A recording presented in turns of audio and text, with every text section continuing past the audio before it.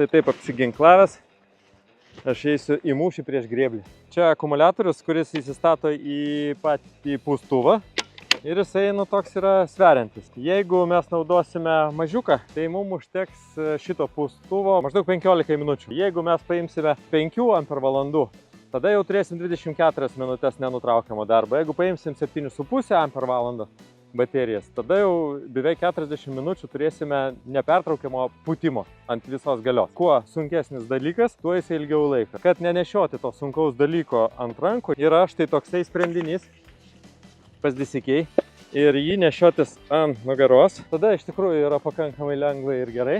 Tuščias akumuliatorius, jisai naudojasi kaip adapteris.